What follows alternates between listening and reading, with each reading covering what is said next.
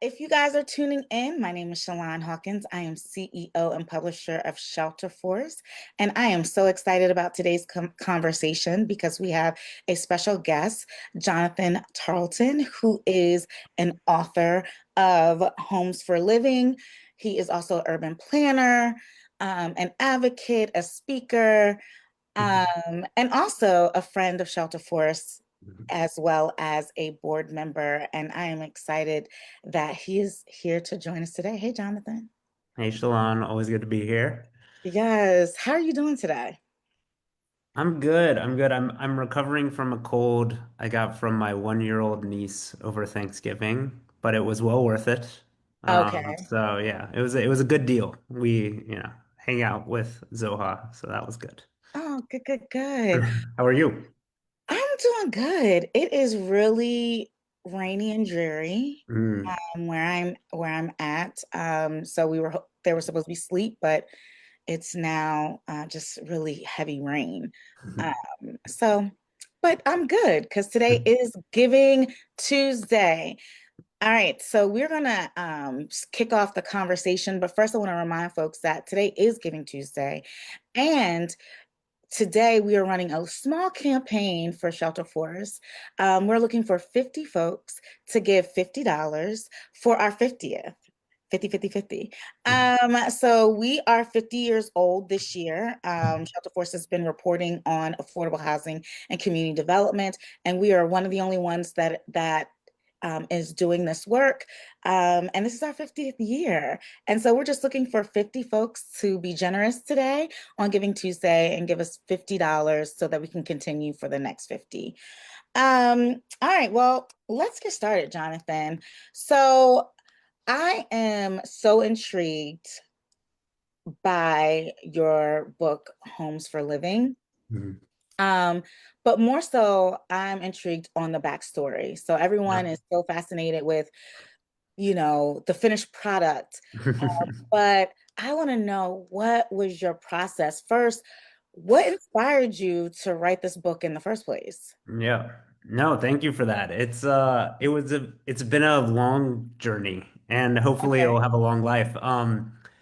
I the book came out in February of this year, but I started first getting acquainted with sort of the central stories within it, which are about these very large affordable housing cooperatives in New York City, over a decade ago. When I was working as a journalist at a small independent publication like Shelterforce in New York City, Mm, and at the time I thought it might be an article and then I would be done with it. And 10 mm, years later, it turned into a book. So it was, what really kept me coming back to the stories were one, the growing interest around social housing in the US, and, that interest is directly correlated with the degree to which our housing systems and housing generally is in crisis. So more interest because things have gotten so dire. And this was a model that really works, really functions, really created wonderful communities for uh, many working class families in New York City. So I wanted to tell those stories. They're also just the people involved. One of the core things about the book is that it's really intended to be told from the perspective of the residents of these co-ops as they make very difficult decisions about the future of their homes. And those relationships and the complexities of their decision making. I think, on its face, some of these decisions about housing and whatnot can be purely financial. And what's really clear is that, home courses through every aspect of our lives. So it's not just about, aspect.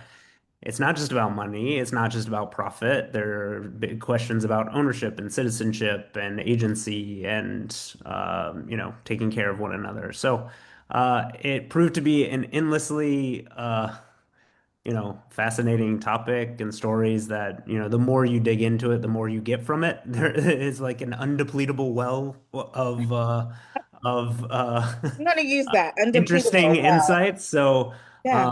yeah, it was a fun and at times challenging, but great journey. So, can you talk a little bit about the challenges that you faced in writing this story, whether, and then Yeah. continue to talk about wins and surprises? Yeah. Yeah, I mean, I think one interesting thing is that at least when I started to write the book, and my hope was to always write these stories for a broad audience. Yeah, I'm a practitioner. I uh, read a lot about this topic from other practitioners, from academics. Um, but I think, our obviously our housing crisis touches everyone. I wanted to hopefully use the book as a way to bring these stories and some stories about social housing that aren't particularly familiar to many Americans yeah, to a broader audience.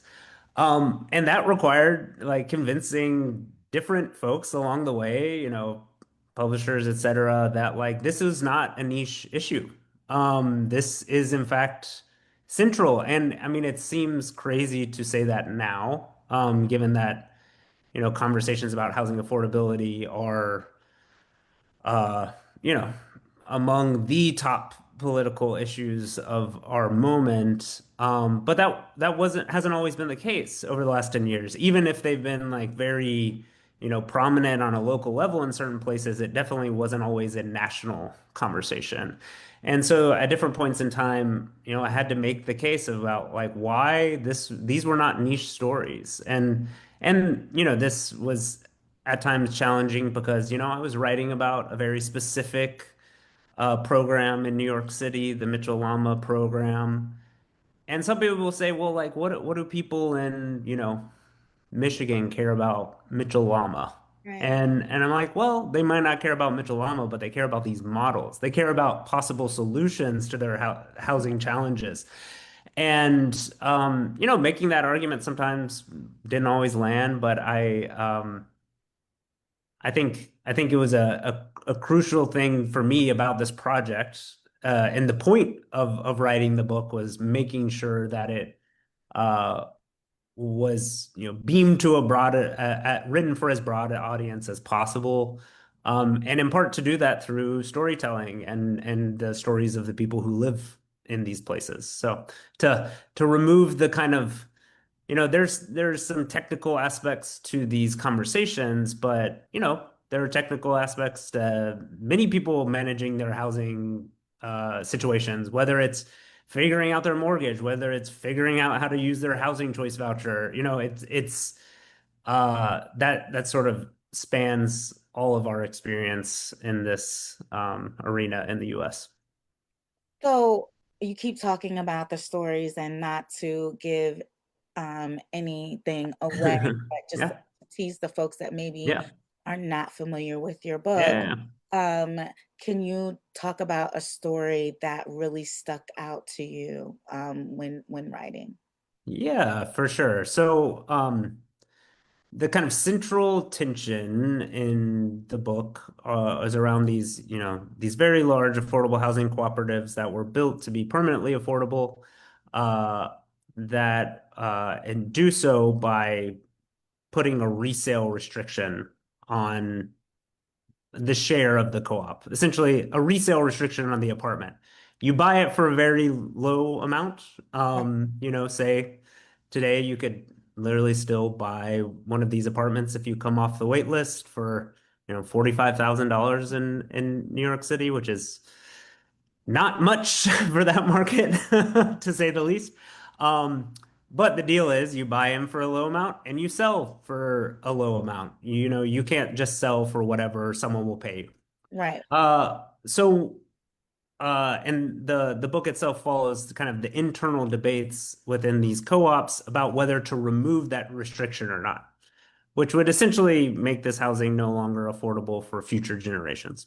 But I mean, there are many kind of individual stories that are a part of this book that stick out to me. But I think, one of these co-ops, St. James Cooperative in Clinton Hill in Brooklyn, predominantly Black cooperative. there are many folks there who, saw this housing uh, as an insulation from a racist real estate market. But there was also another strain of thought around uh, removing this resale restriction as a form of uh, reparations. So, there were folks who said, "Hey, yes, I bought into this place. I've had an affordable place to live, but I have been locked out of other opportunities to build wealth in the US because I haven't been able to buy other kinds of real estate." Right. And uh, this is something I don't necessarily agree with. I don't necessarily think that this is the right way to approach it. But it was a nuance in how these folks were thinking about these privatization debates that really speak to kind of some central tensions within our housing system. That housing is supposed to be both shelter. For many people, it's also supposed to serve as a kind of social safety net, a way to, pay for things like elder care or, emergency healthcare needs or college for one's kids. And it's also held up as a means to, uh, become a full member of American society. It's, very much used to be very much tied to citizenship. It used to be, it's tied to power, in terms of wealth. And so to look, deeply at these stories is to see you know, how bound up in the entire American housing system, questions of race and class and exclusion, all this is still embedded within that. And these things come down to little individual choices like this, to the point where, there were folks who there was one resident in particular in the book, his name is Lester Goodyear, who would make the argument that I will not be a full citizen until I am able to profit from this housing. And I think I don't agree with that perspective necessarily, but it is very, it illuminates, the narratives and ideologies that are bound up in our housing system. So Mm, that's one of many that I could go into. right. So I know you that the book was released. You just mentioned it, Mm, but it was released in February. mm, But I know that you have been doing a lot of traveling around the country, both speaking mm, about it. yeah. And I am wondering from your travels, Mm. from your conversations, and the events that you've attended, what are you seeing is sort of the theme and concern Mm. um, that you're consistently hearing from the audiences that you're engaging with on tour? Yeah, yeah. I mean, I think one of the kind of exciting responses is often like, well, how do we do that here? Or it'll be like, I was in Lansing, Michigan for an event recently, and people rightfully are like, okay, that was in New York City. It's a different political environment. It's a different time when this program was launched. How do we do this in a smaller place with, more limited funds, with a different set of political considerations? And sorry, getting a visit by my cat Kaju. And So there are a lot of questions about how transferable are these models. And I think the exciting thing is that there are also often folks in the same audience who are like, oh, well, like actually we do have something like that here. We just don't talk about it. Like, Mhm. in that same Lansing audience, they were like, oh yeah, we actually have a lot of these same affordable housing cooperatives. Oh, if you know so and so down the road, that's actually one of these. And then people were like, huh, I didn't realize that we did that here. And so there's often this kind of interesting interplay of this is foreign, we can't do this, and then a realization of like, oh, well, actually, we have invested in these kinds of models before.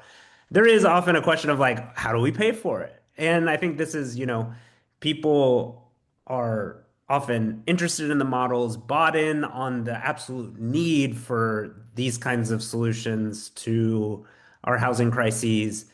and then there's this question of like, how do we pay for it and how do we educate our public officials about this? Mm. And so those are things that come up a lot. And, I hope, I often, one of my hopes with the book is like, well, this is one way to hopefully do that. I think Shelterforce is another thing that I point people to where it's like, well, this is, there's a lot of great resources out there of like nuts and in some ways nuts and bolts of how these models work, examples of different settings in which they've been done, how different models relate better to different contexts.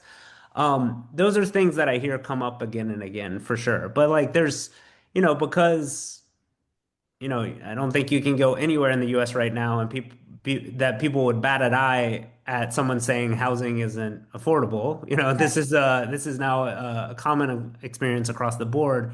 right. So people are now just hungry for Solutions. solutions and interventions. Yeah. So I'm curious as to how is it that folks don't know Mhm. what what it is? You know what I mean? Yeah, Housing opportunities or projects in the yeah, community, yeah. and why do you feel like folks are not talking about it? Yeah, I mean, it's a great question. I mean, I think in some cases, we hear much more, say, in local news sources, et cetera, about, we hear about the debates about constructing new housing. Right, And so some of these models that maybe, like the co-ops in this book were, developed in the 50s and 60s, but are still, centrally important housing resources today, they aren't making the headlines because many of them are just chugging along as, there may not be a story there. The story is this is chugging along, working fine. If that's what's happening, then people aren't necessarily going to hear about it. I think I think another thing is that we often hear about only a few possible housing models. And this is because this is what our maybe some of our public officials are most schooled in, where the funding is more flexible or available for. I don't I don't know if, tons of folks will off the top of their head know about like LIHTC housing, but people at least, have a sense of like, oh, this is one of those kinds of affordable housing developments that maybe they get that. But uh, there are only usually a few models that are presented in certain localities of how this can be done because that's the kind of tried and true method in the current political environment. And so I think, people kind of get used to that and have a sense that nothing else is possible. Or if there were other models to do this, we would be doing them. But the fact of the matter is that, there are many different ways we could structure our housing systems. There are many ways of developing housing. They require different funding sources. They require different political will, and that requires advocacy efforts. So that's where a lot of the uh, tenants' rights groups, other community development, community to build the political will to fund those other ways of doing things. right. Thank you for that. Yeah. Um, so the other question that I had, and it sort of is going back just a little bit because Mhm. we're talking about social housing and co-ops and Mhm. different things like that. Yeah. But for those that are tuning in, maybe Yeah. folks don't know what that necessarily means. So Yeah. can you explain what is social housing? And I think you touched on a little bit about why it's so relevant today in regards Yeah. of, different solutions for affordability. But if you Mhm. wanted to add to that, so talk a Yeah. little bit about what social housing is for the folks that are tuning in. Yeah, absolutely. Uh, social housing is, different people define it in different ways, and Shelterforce has done some great content around this. So definitely dig into it. How I personally think of social housing is it's housing that is kept permanently affordable over time by removing it from the market. Mm, That means, like I was talking about earlier, is that, oh, there might be a resale restriction on an apartment, or there is, if we can talk about models that include rent control or rent Right. stabilization. That's a way of the rent doesn't just go up because someone can charge more for it. That there are, boundaries placed on that. Another model that I consider part of social housing that not everyone does is public housing. I think of public housing as the US's, largest stock of social housing, and this Yeah. is sorry. No, I was Oh, agreeing. sorry. And uh, another core kind of piece of the definition of social housing to me is that there is some element of resident control, that there is some element of resident agency, and that can take different forms, So if there's social housing, but it's rental housing, those renters may not be owners. They may not have the powers of owners, but there may be resident councils that exercise a degree of control over their homes. In the co-op case, there are co-op boards there that are democratically run. So to summarize, permanently affordable, outside the market, or in other words, decommodified, and with some element of resident control, I see as the three core pieces of social housing. Love that. Love the Yeah. breakdown. Um, for folks to understand it. Um, So I want to take a minute to pause because I want folks, if they have any questions for Jonathan or want to engage into this conversation, please leave a question in the comment below of our live on social, and I will take a look and feed the questions to Jonathan and add it to the conversation. Again, if you're just tuning in, we are here on this Giving Tuesday talking to Jonathan Tarleton, who is the author of Homes for Living. And thank you so much, Jonathan, for breaking down what social housing Yeah. means. But if you do have a question and you want to join the conversation, please put the question in the comment section and we will add it to the conversation. Um, as we continue, you talked about, sort of like people power, which is Mhm. sort of like the third Yeah. component. And when you talk about social housing, what is the one key insight Mm. that you want organizers or advocates to know when we're talking about social housing? Yeah. Yeah. Yeah, it's a great question. I think one thing that I think was just kind of driven home for me through the stories of these co-ops in New York City was, we can pass laws, the laws can have things in them like, hey, this housing can't be quote unquote privatized. It has to be permanently affordable. Mm, Laws can change. right. And in order to really kind of maintain social housing as such for long periods of time, for it to serve its purpose, it requires all different types of maintenance. So there's obviously the kind of physical maintenance of the buildings. There's financial maintenance of, the general operations. They have to be able to, you know, borrow funds affordably in order to do general maintenance like fixing the roof. They need access financially to that.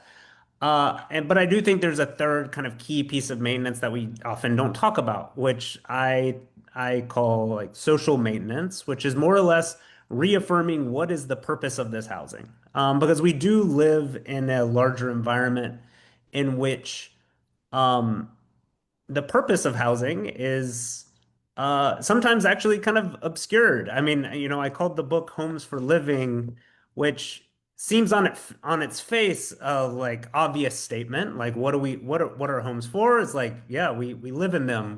That's where we spend a lot of our lives. But if we look at how our system operates, like homes are more often instrumentalized for profit, or they're an investment, or they're supposed to be something else entirely. And so I think in order to maintain social housing properly, we have to continually, through that kind of people pressure, through you know uh, uh, are the ways that we incentivize this housing, remind ourselves and remind those around us is the point of social housing is to house people affordably. It's not to make money. It is not to um, act as necessarily a wealth building mechanism in the sense of great appreciation. It's a wealth building mechanism through stability, through the ability to save money. Right. So that kind of like maintenance of the narrative around what this housing afford is, I think, actually quite crucial in that there are many good reasons why the physical state of a building will take precedent over the kind of narrative around that building. It's because that physical state is very important and important to the habitability of the building. Or when a building's in the red, when a development is having trouble paying its bills, it makes a lot of sense why that sort of financial maintenance would take precedent over the narrative of the building.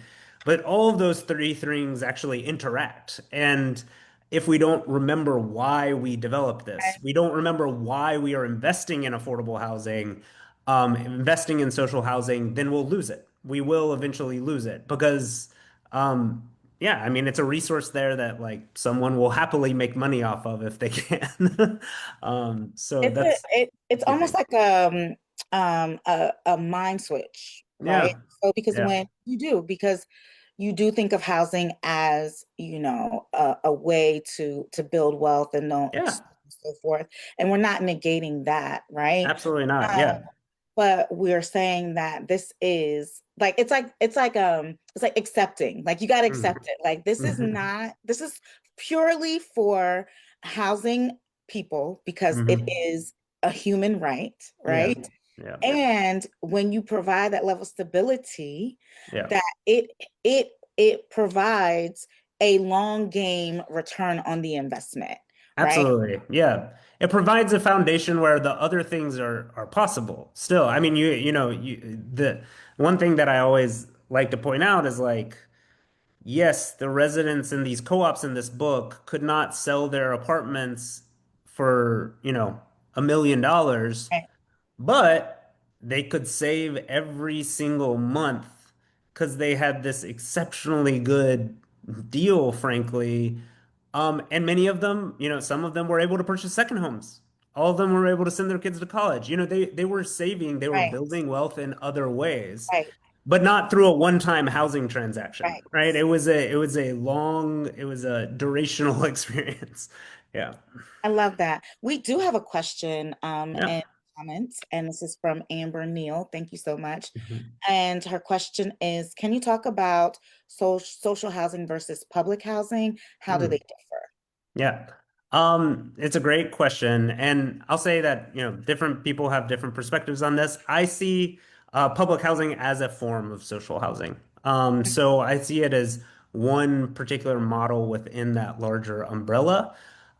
This is, to voice over some of the arguments you might hear from other folks, which is not particularly my perspective, but some folks consider social housing a more narrow term for things that are more explicitly mixing high income and like a whole spectrum of folks along an income barrier. And so think public housing, which still has a spectrum of folks across many income bands living there. Consider it not social housing. I disagree with that.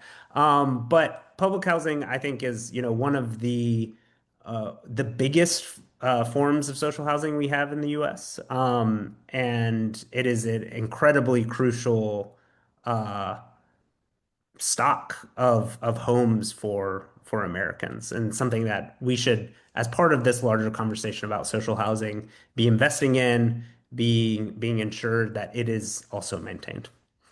Got it. All right, so I'm gonna switch gears just a little bit, selfishly, because it is Giving Tuesday, Yeah, and we are doing this for Shelterforce. And yeah, so I know that you are a friend, a reader of Shelterforce. yeah. I want to know, what was your first interaction Mm, with yeah. Shelterforce? What's that story? Yeah. Yeah, it's a great story. I can't remember the first ever article I read, but so when I was a new New York City resident, Oh, uh, then okay. in my early 20s, Oh, I I grew up in a small college town in the South. I had never lived in a big city. Issues of uh, gentrification and housing unaffordability and how does the housing system work? Were not top of mind for me up until that point. And then, I get to New York City and I'm just trying to learn. I'm trying to say, how does this function? What are the like terms of the debate here? What are practitioners saying? And Shelterforce ended up being a way for me to, it was really my like first education in the housing system, the housing world. we hear that a lot. Yeah, so that, I ended up going to graduate school, become an urban planner, focused on housing, all of this stuff, but Shelterforce preceded all of that as my sort of like first introduction to some of the nuts and bolts of the housing system. And there's housing coverage in some big news sources, but it can be quite surface level. And if you want to say, okay, but how is this actually working? Like why, like what are the tensions here? What are the different models people Nuances and are trying to try out to deal with this? That's what Force served. I could say, yes, people are really up in arms about XYZ housing development in, some part of the city. But if I wanted to know why, right. or I wanted to know like, what's the deal here, I went to Shelterforce. So that was, it has been it has long been a touchstone kind of resource for me. So yeah. Fantastic. Yeah. And so, what do you, so I hear a little bit about what you value most um, Mm, for Shelter Force, or well, you yeah. talked about what it means to you, but Yeah. what do you value about Shelter Force today, Yeah. in your work, Yeah. and what would you love to see us do in the future? Oh boy. Yeah. I mean, I think first, Now, wait a first, minute. We are not we're not genies here, right? yeah. Yeah. It's like you're opening that bottle, Shalon. I mean, one of the things that I think is like incredibly important about Shelter Force is the level of nuance in its reporting. So I think, I recently I was sort of like trying to wrap my head around some like particular like current debate in the housing world. And I had my perspective. I had my thought about it. And I was like, but like I need to understand the, other side of this debate more clearly. And I knew I could go to I and I did. I knew I could go to Shelterforce and say and read something that would lay out in clear terms, but in very specific, detailed terms, like what are the tensions here? What are the arguments for X, arguments for Y? Like what do practitioners say? What do academics say? Like what are the different facets of this world? How does all that come together? And so I consistently find Shelterforce providing that nuance. I would say, another thing that I really value is, making sense of a complex environment. As like we've gone through like tremendous amount of change and disruption and attacks on um, housing for people this year. If I was like, okay, well, I really need to understand, what's the current state of play. I knew I could go to Shelterforce and say, oh, the XYZ executive order on, continuum of care. That's what this would mean. or that defunding of HUD in this way, that's what this would mean on the ground. So connecting both like big picture political changes with actually what effect that will have on a local level, how it will play out throughout the housing sector. Right. I know I can come to Shelterforce for that. So I really value that. As far as, what I would love to see in the future, I mean, I think uh I want to see Shelterforce be able to grow. I mean, I think I love the Under the Lens series that Shelterforce does, and in recent years, being able to do a lot more investigative work. I Yeah. think that's incredibly crucial, especially as uh, that gets stripped out of much of our other media. It was always important for Shelterforce to have that, but it's, increasingly Shelterforce is plugging a hole that it shouldn't have to plug, but, rises to the occasion to do so. Hey, we're okay. So We're okay with doing that work. good deal. Um, so I would love for that to, for there to be more, for us to be able to, have more reporters on staff, m more collaborators to dive into those issues even deeper.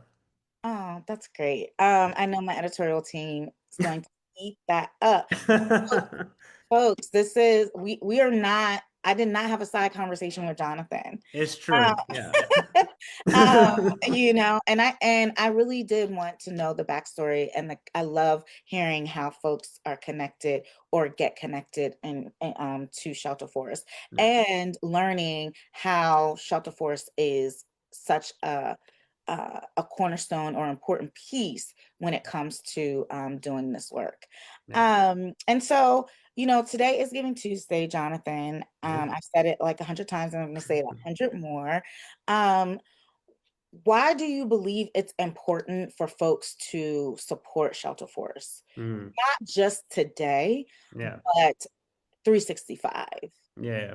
Absolutely. I mean, I think in this space of, affordable housing, community development, we focus a lot on, oh, there are funding cuts here and in actually developing housing, and that's all true. That's all pressing and crucial work to be supporting. I also think that independent media and Shelterforce in particular plays an incredibly crucial role in binding that sector together and helping, supporting practitioners, regular folks who are just trying to understand like what is going on in the housing world, our institutions, our organizations, supporting them to navigate an incredibly dynamic environment. Also, as I did, learning about new models, spreading what works, um, highlighting the really big success stories that still take place in in a very challenging environment. I think that work is so crucial to actually moving all sorts of housing movements forward, whether it's around tenants' rights, housing justice, more supply, what have you. Shelterforce is providing a very crucial role there. So I know I probably wouldn't even, there's a good argument that I wouldn't even be in this field had it not been for Shelterforce, and it's a crucial resource for building out both. Um, Building out our not industry, our movement of people who are, working to realize housing justice for all of us. So I yeah. typically say, I love that, Jonathan, because I typically say sector, but Mhm. I'm it is a movement. I'm going to not say housing and community development sectors. I'm going to call it movement here on out because it really is, right? Yeah. So I appreciate that. And then as a friend and also board member Yeah. of Shelter Force, you give your time Yeah. and you give your resources, and resources meaning all different types of ways like Yeah. today. Um, why do you do that? And Yeah. then as a board member, you kind of get to see sort of like the Yeah. back door, you know what I mean? Yeah. Behind the scenes, the BTS. Yeah. And what is the one thing that you learned about Shelterforce that was surprising to you when you became a board member? Yeah, yeah. I mean, I'll just say, you mentioned earlier it's our 50th anniversary this year. When, we were starting to plan for that anniversary, uh, you know, I I had some vague notions of what the history of Shelterforce was, but going deep on its roots in, tenants' rights movement, its connections to the first National Tenants Union many years ago. That kind of rich history of getting the information and the models and the know-how into the hands of people doing the work nationally for the last 50 years. I was not schooled in that history, and to be able to see how that thread, courses through the work today and the particular approach that Shelterforce takes. And it's both respect for and support for practitioners, and it's respect for and support for residents and resident leadership. I mean, I would just, it was wonderful to kind of be able to see behind, peek behind the curtain and see how that stays true today. I really love that. And as far as, why I spend my time on this, I think I'm a writer. I'm also Shelterforce kind of brings together these two parts of my career and life, which is I am a writer. I've worked as a journalist. I've done affordable housing development. I've worked in housing policy shops. I still do that to this day. And so to weave those two things together is sort of really carrying forward two things that are really near and dear to my heart, and I find increasingly important for our work. And to do so, I don't think I've said this before, and I don't think I can say it enough times, but the fact that Shelterforce is independent, it is able to pursue its uh, journalistic agenda without pressure from some external entity or owner, Right. at a time when, independent media is increasingly rare, or underfunded, or big media is increasingly attacked, or controlled. I think is so important. And so anything I can do to help sustain that, I will do it and help it flourish as it is. So I appreciate being able to be a part of it. Thank you, Jonathan. I don't think that there's anything else to say. You wrap that up with a bow. Thank you so much, Jonathan. Um, if you are tuning in today, we just had an amazing conversation. I just cannot believe the time that went by just so quickly. Yeah, Um, I can talk all day, Sean. You you you know. just learned it. I can just But the conversation that we had with Jonathan today, I love the simplicity and being able to break down complex topics around like social housing and giving us a little bit of the behind the scenes and why this work is so important. I really appreciate you spending the time with us today to do so.